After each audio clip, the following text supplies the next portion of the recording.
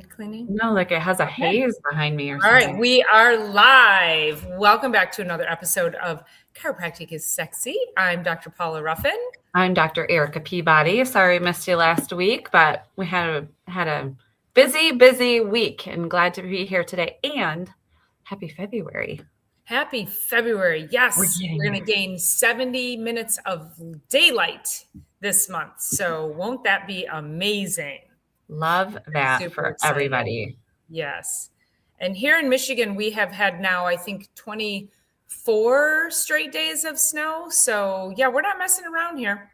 But let us know where you're from. How's the winter been treating you so far? I hear another winter storm tomorrow, but you guys, I was in Florida last week and weekend and also weekend. And it was the coldest that Tampa has ever been. Like what? They're having, it's record cold all along there. Yeah. It was really wild. It was like coldest like ever in history. Like which is creating more stress. That was part of history. Yes, there you go. It was part of history. Yes. I think all of it, everybody, in addition to just seasonal affective disorder in general, it's creating more stress because people are they're feeling like literally getting buried with the snow. Like they emotionally buried with the winter. And, that additional stress, that physiologic imbalance that's putting on everybody in addition to, I like the snow personally. I just don't like our single digit temperatures. So I'm okay with it snowing. But when it gets mucky and nasty, that's when my stress comes through. But but we're going to dive into it. We because today we're talking about dysregulation of the nervous system, like we do every week. But I thought this was interesting. This was something that I heard it somewhere. I listened to so many podcasts. I know Dr. Erica does too. But it was something to the effect that when people get stressed out, we adapt and we normalize it. And so your dysregulation becomes your regulation, and you don't recognize that you're constantly being chased by a saber-toothed tiger. Your body and your nervous system's job is to keep you safe. And so you actually start to feel safety in your chaos because it's what you know and it's what you've gotten used to. And I thought that was just like so crazy profound. Because how many people do you know that are just continually living in like high pressure stress? And they're like, I'm fine. Oh, I can handle that. And I'm running the kids to 1,200 places. And, people going through divorces or people dealing with husbands they want to divorce or, there's so much happening. And so we compartmentalize and we start to adapt around the dysregulation and then think that we've got it handled. Well, the other part too is that in addition to that is as chiropractors, this is one of the main take homes last week is as chiropractors, we really help you be more you than ever before. So when Dr. Paula is talking about that, and she's talking about how the dysregulation becomes normalized, every adjustment starts to help regulate the nervous system, regulate the body. And therefore, I call it bandwidth, but we start to get more of an expansive and really, truly evolving view of not only ourselves, but the world around us. And we are able to then handle things so much better.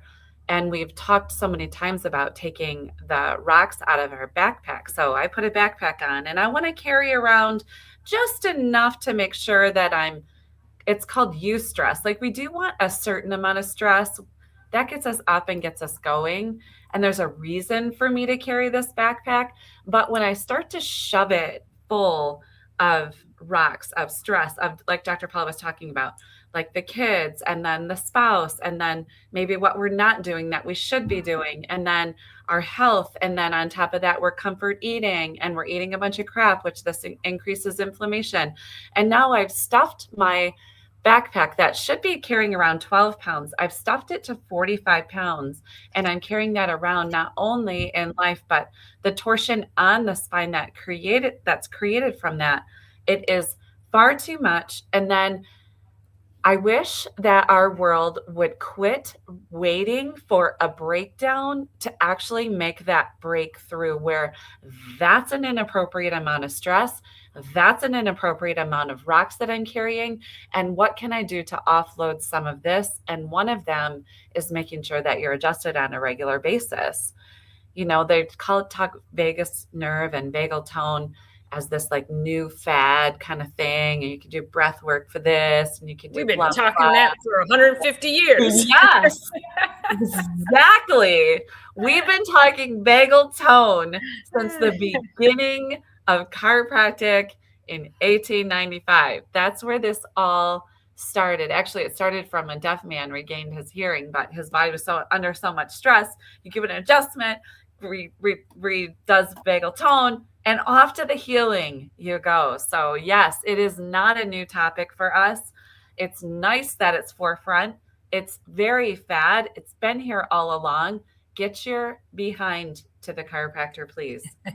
Well, and something you just said too, I was talking to somebody this morning. I had an early morning meeting, and it was a networking meeting. So she had asked me what I did. And I said, I'm a chiropractor. I also practice functional medicine. And she said, oh my God, she said, a chiropractor saved my life. And we hear this often. Love that. And I said, oh my God, do tell. And she said, she finally found a chiropractor who also did functional medicine. And she said, but it wasn't until after she got into a health crisis. But this very common thing about we're keep loading the rocks. Now, this is a person that was, I don't know too much of her back history, but kind of searching for answers, but didn't have the resources to ultimately take her down that holistic path until she finally did.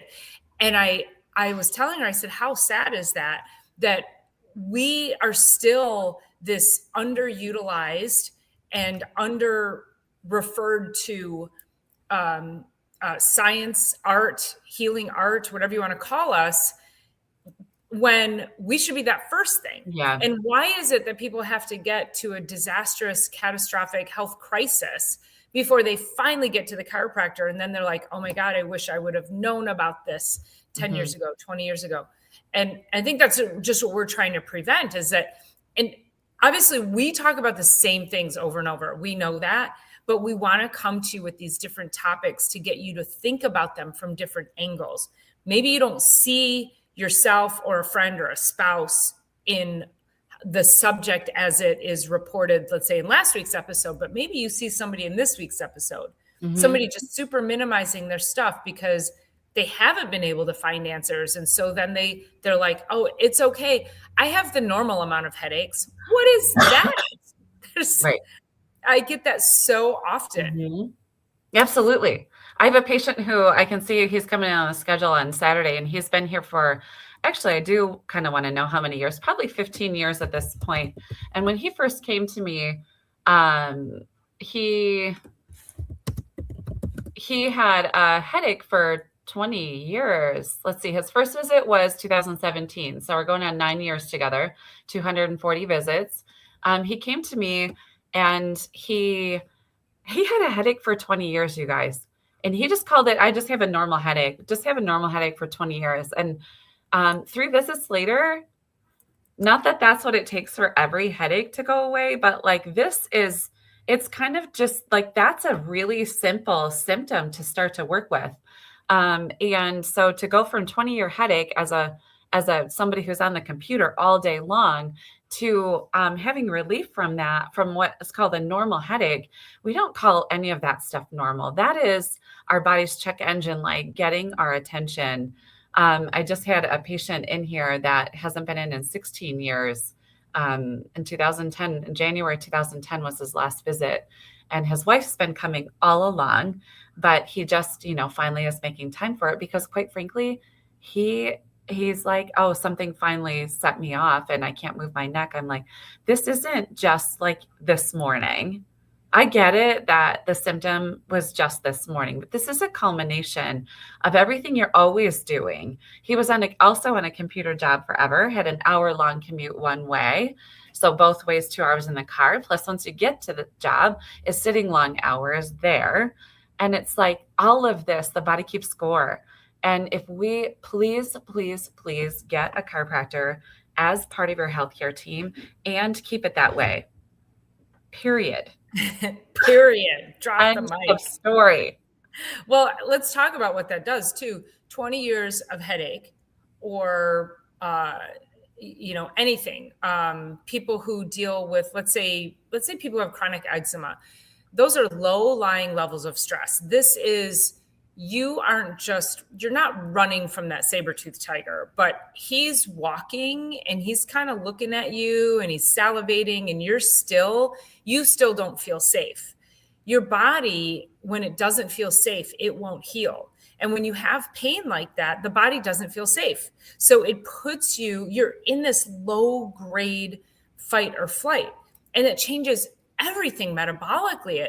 It changes your blood sugar. It increases inflammation. It changes your heart rate. It changes how your gut functions. It changes the bacteria in your gut. It changes your sleep, your mood. So when your body is like, hey, we're not safe. And people do this for years. And I have a good friend who's getting out of a 20-year very bad marriage. Well, the day the divorce is final doesn't mean that those 20 years gets wiped away.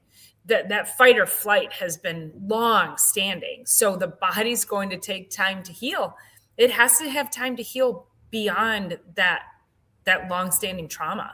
Mm-hmm. And so those low level stressors like that, we have to pay attention to it. We cannot minimize it anymore because it's going to put you into a health crisis. Well, I was just thinking too. So, we have patients in our offices that have joint replacements.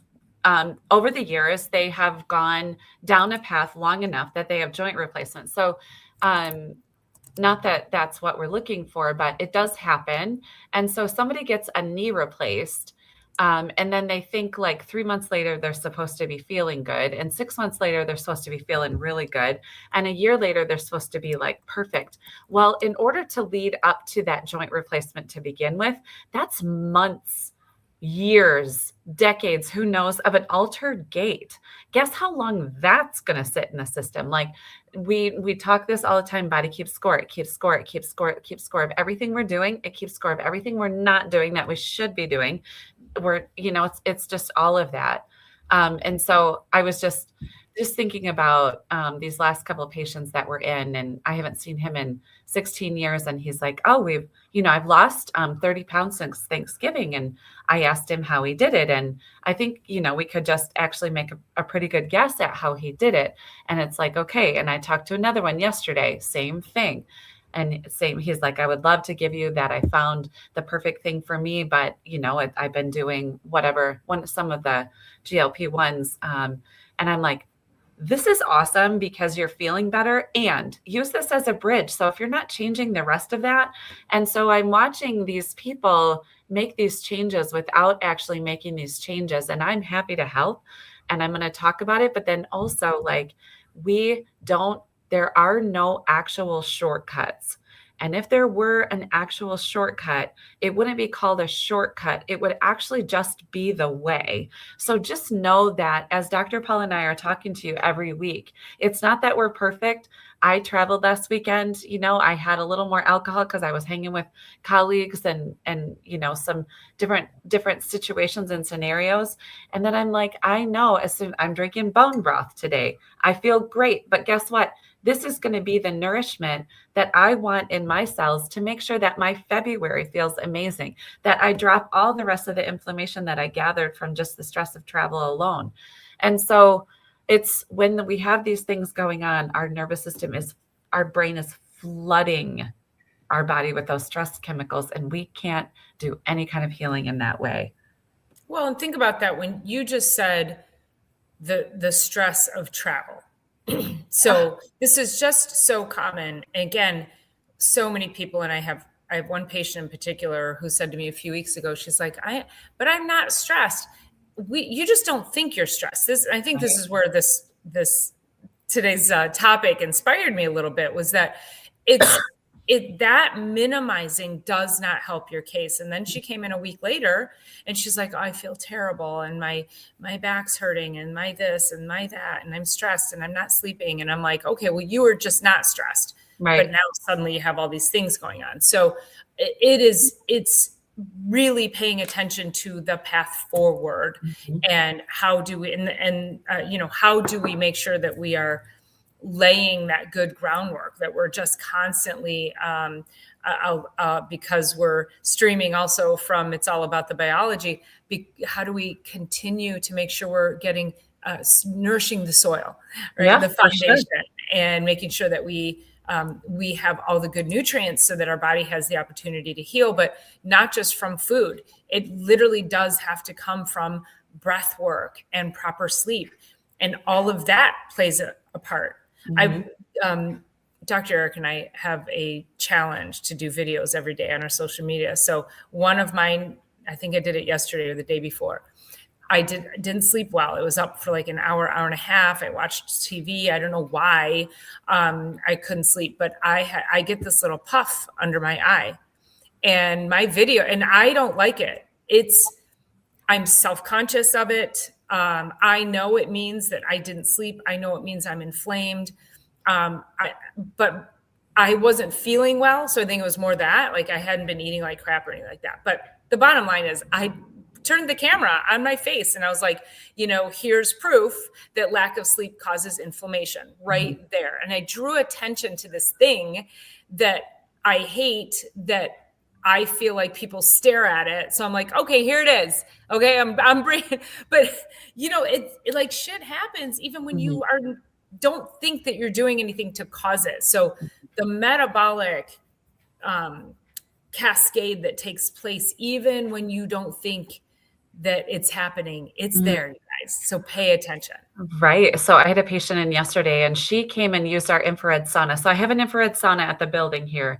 She came and used it after her adjustment. It was probably Wednesday afternoon last week. And she was so excited to get into it. And yesterday I saw her again. She came back because I'm seeing most patients are once a week or once every other week, or they're either once every other week, once a week, or twice a week. That's like a good majority of everybody who I see.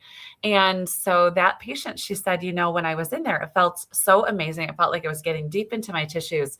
And she said, but I didn't sweat as much as I thought I was going to. And I'm like, oh, so interesting. I said, usually that's a sign of dehydration. And she said, well, as I was finishing my work that day, I made sure that I drank a bunch of water that day. And I got to tell you guys, like, that's an interesting way to look at it. But you got to drink water for 2 weeks before you're actually start to get hydrated. You have to have like a 2-week increment of actually drinking water before your cells are like, oh, cool. Like, let's actually take some of this water up. People say, I hate drinking more water because I'm peeing all the time. And your kidneys need 2 weeks to adjust to that. But I can tell you, You're one supposed day, to. yeah, one day of drinking a lot of water because you're going to get into a sauna that afternoon. That's one way to do it. But the second way to do it is just always be hydrated. Like, like ABH, always be hydrating. I think we need to just do like a new tagline with that, ABH. Uh-huh. But it was like, that's a really interesting way, but it's not really how the body works. It's not, it goes in one side and it comes out the other. It goes in, it gets processed through the stomach, goes through the intestines, it goes out into the blood, and then it gets filtered by the liver, and then it gets filtered into the kidneys, and then the kidneys take it down to the bladder. And like all of this beautiful orchestration of things, like it's not like it goes in and goes right out your sweat glands. Like it doesn't work like that. It's an accumulation effect. And so it was like, okay, it to me, all that said was that I need to focus and make sure that people know that it's way more than just hydrating one day. I had a patient reach out over socials. It was a few months back, and they're like, "Oh my gosh, doc, I drank this water, and I got like whatever close to 70 ounces of water that day." And I said, "Congratulations, start again. Uh-huh. Right. Right. Get going again." And thank you for sharing. Thank you for sharing. Mhm. But get going again. Like we don't ever get to stop. Every day. Well, Every day. because the thing is, it's not like it doesn't come out. Yeah. And, you know, And plus your and body needs it. water is critical for binding toxins to get Mhm. out of the body. So your body needs that water.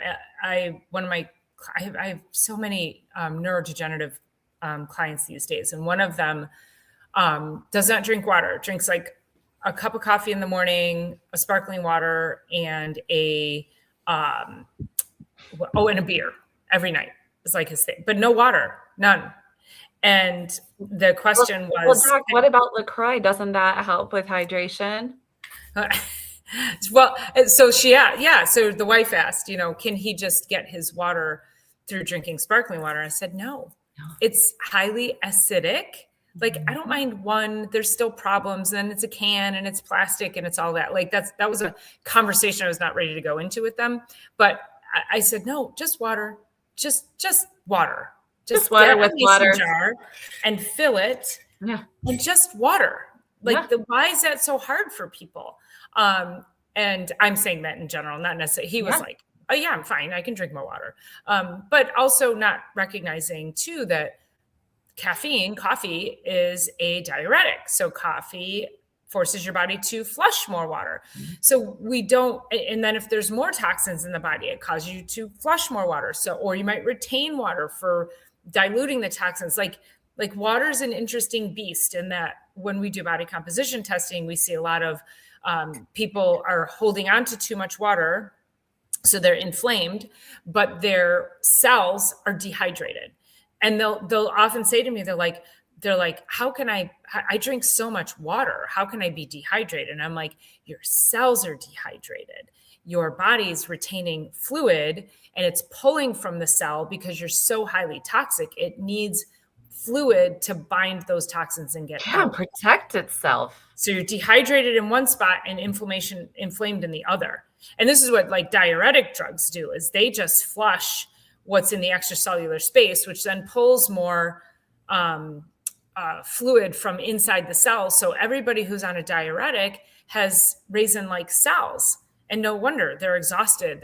Like they age much faster. And, it's just a horrible way to think about getting fluid off of the body. Yeah, and when you take what's called a water pill, I don't even know what that drug is anymore, but when you take a water pill, it's so interesting because those that are taking water pills have so much inflammation built up on the body, like just Mhm. looking at them. And of course, they're trying to like protect the heart and kidneys and all of those things. So whatever the MD, wanted them to be on it for, whatever that reason is, they're some of the heavier, most inflamed people. And it's not helping.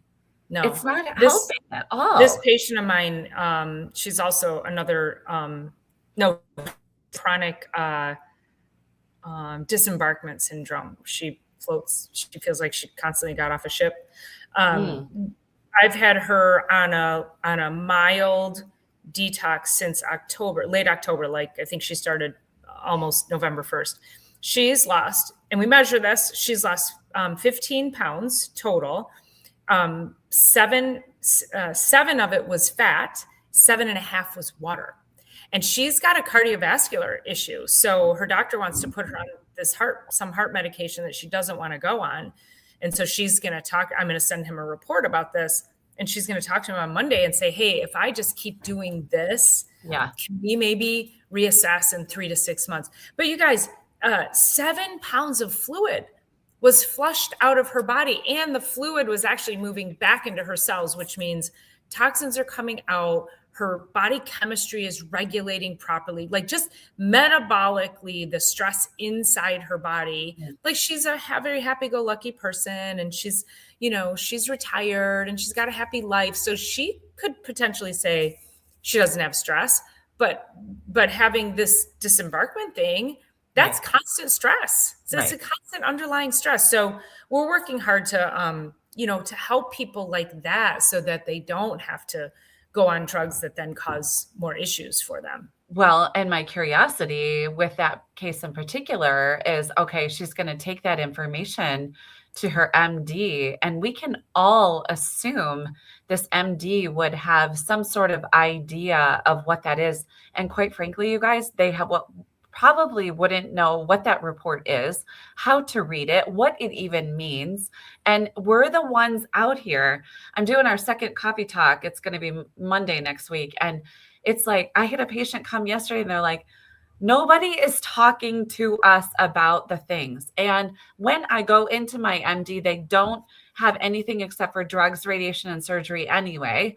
And so they're like, thank you for even offering us the opportunity to sit with a healthcare provider, have coffee, and talk about health in a very casual, structured, but very casual way with a ton of background into eating well, moving the body, positive, mindset, drinking your water, getting your rest, and getting adjusted, which are the 6 pillars of what make us healthy anyway. Let's actually sit down, bring your questions, and let's talk about it, because nobody is. And I would be curious if that doc would, I'm curious what that doc will say to her. Well, I have to his credit, she's already seen him once, and I already sent him a first report. I haven't sent him this updated one yet.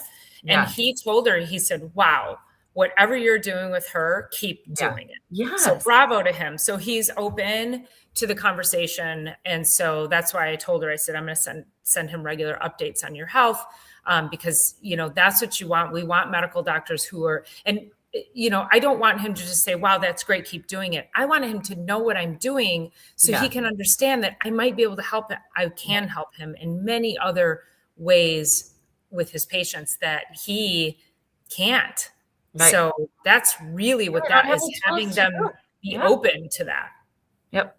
I remember back in 2020, there was this statement from our state association that says, the medical association in our state reached out to the Chiropractic Association and said, if you can stay in practice safely and you can tend to musculoskeletal issues, headaches, low back pain, neck pain, and all of that stuff, please do, because we need to tend to the emergency cases and we need space to be able to do that.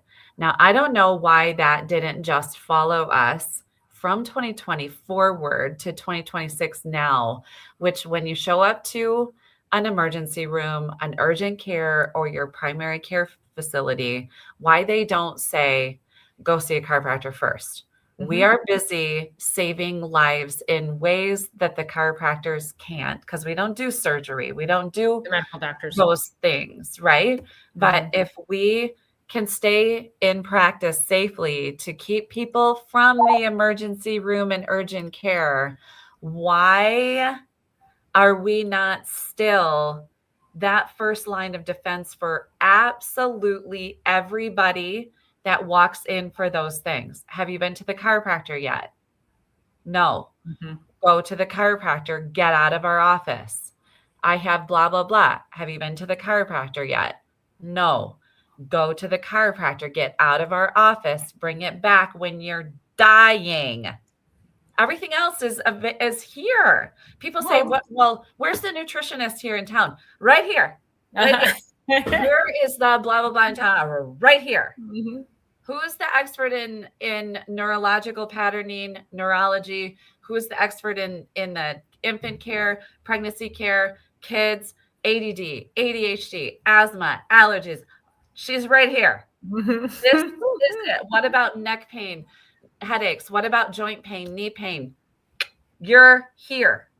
This is where you should be. And you guys can tell I'm a little bit like itchy, scratchy about it, but I'm done. We're right here. This is where you want to be, and get yourself to a chiropractor. I don't care who's listening right now. Do it. And let's not wait until a crisis hits. That's the whole thing. You're absolutely right. That should be the first line of defense every time.